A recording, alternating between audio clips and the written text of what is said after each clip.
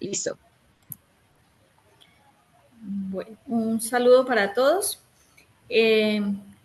Hoy con las compañeras Vanessa y Katherine y Mireya nos corresponde el tema elegido para este trabajo, la dictadura y memoria histórica. Elegimos 5 obras que nos hablan del tema y son Conversaciones en la Catedral, El obsceno pájaro de la noche, El yo supremo, El otoño del patriarca y El recurso del método. Entonces vamos a empezar hablando un poco de cada obra y en este momento iniciamos con la obra de Gabriel García Márquez, El otoño del patriarca, que es una novela publicada en 1975. Esta obra se inscribe dentro del realismo mágico, pero también hace parte de la llamada novela del dictador en América Latina. La novela pues, nos narra la historia de un dictador que gobierna durante más de 100 años. Nos cuenta desde la infancia pobre del dictador hasta la muerte en soledad. La historia muestra episodios de violencia, de traiciones, de excesos, y pues al final el dictador muere en soledad, rodeado de gusanos, que es el símbolo de la decadencia del poder. El patriarca, que vive más de un siglo, es tomado como símbolo de la eternidad ficticia de las dictaduras. La memoria histórica aparece fragmentada, ¿no?, en la historia, porque el pueblo recuerda con miedo, pero pues no con certezas.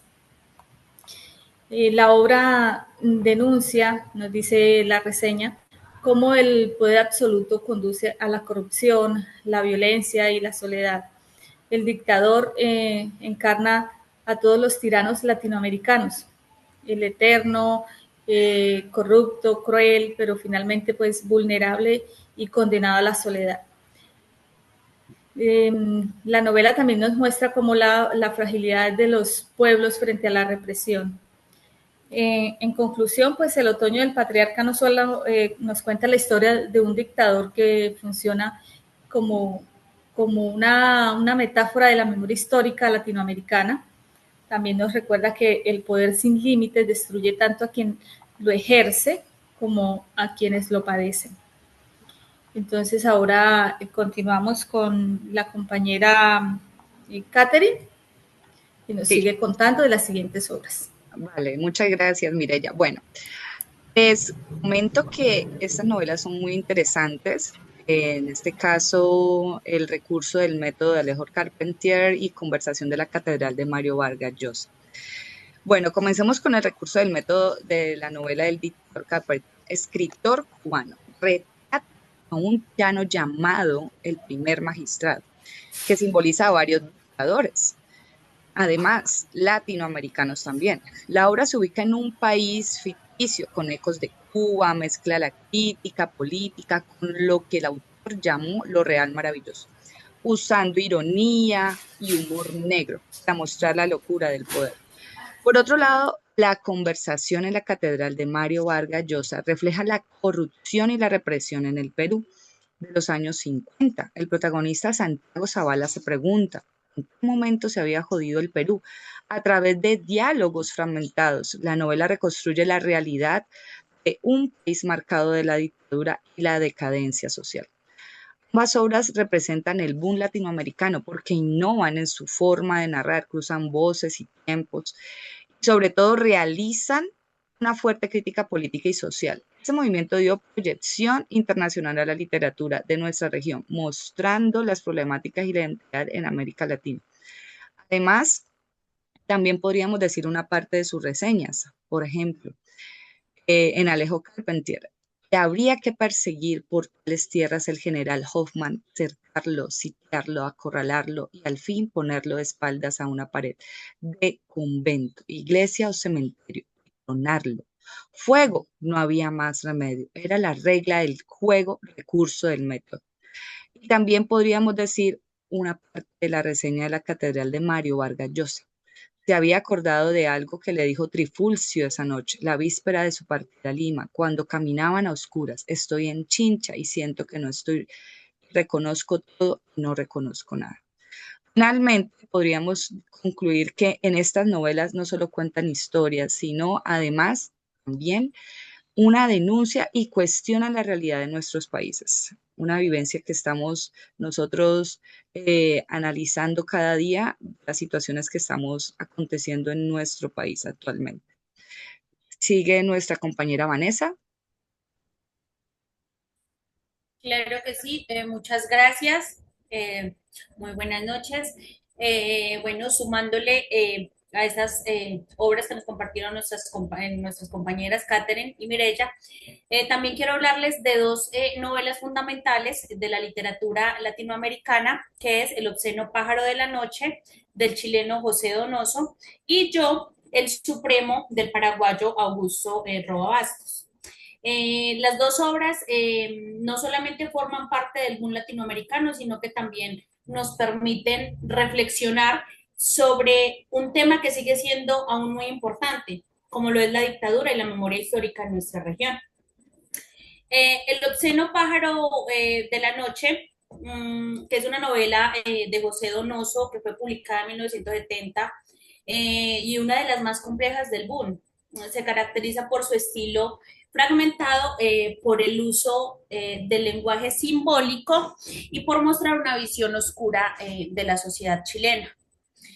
Donoso se inserta en el boom latinoamericano porque al igual que autores como García Márquez, Vargas Llosa o Cortázar, rompen con las formas narrativas tradicionales y experimentan con la voz narrativa en los tiempos y las perspectivas.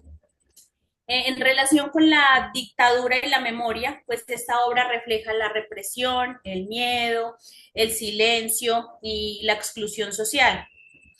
A través de la figura del mudito y de la casa de los ejercicios espirituales, Donoso construye como un emblema de cómo el poder controla, oculta y margina a quienes considere indeseables.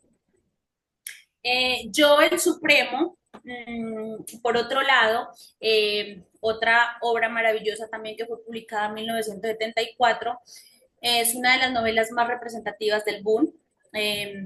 Bastos se centra en la figura del dictador José Gaspar Rodríguez de Francia, quien gobernó Paraguay en el siglo XIX. Entonces, la novela no es una simple biografía, sino es como una reconstrucción crítica de la memoria histórica, donde mezcla documentos, monólogos y reflexiones sobre el poder. Pues al igual que otros escritores del boom, Bastos utiliza también el estilo innovador y rompe con la linealidad y combina historia y ficción para poder mostrar cómo el poder absoluto se apropia de la palabra, de la escritura y de la memoria colectiva. Digamos que esta obra se relaciona directamente con nuestro tema, pues porque presenta la dictadura como un fenómeno atemporal, ¿sí? Que no solo pertenece al pasado, sino que sigue marcando a nuestros pueblos. Bastos también exiliado durante mucho tiempo por las dictaduras paraguayas, convirtió la novela en una forma de resistencia y de denuncia. Sí, nosotros elegimos, pues tratamos de elegir estas novelas, estas 5 obras de estilo narrativo,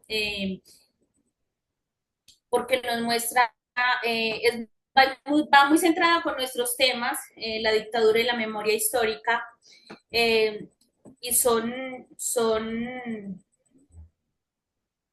demasiado importantes dentro de la literatura y nos dan un espacio de reflexión y de resistencia pues frente al poder.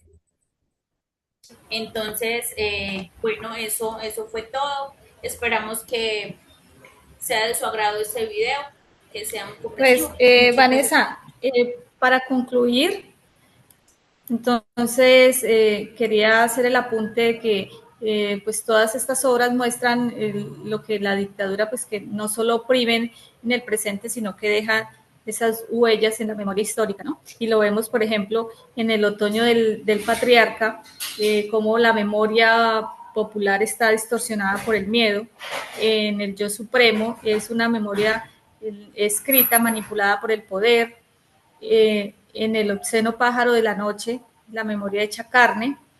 Y en la conversación en la catedral, pues vemos que es una memoria íntima y cotidiana de ese ciudadano oprimido.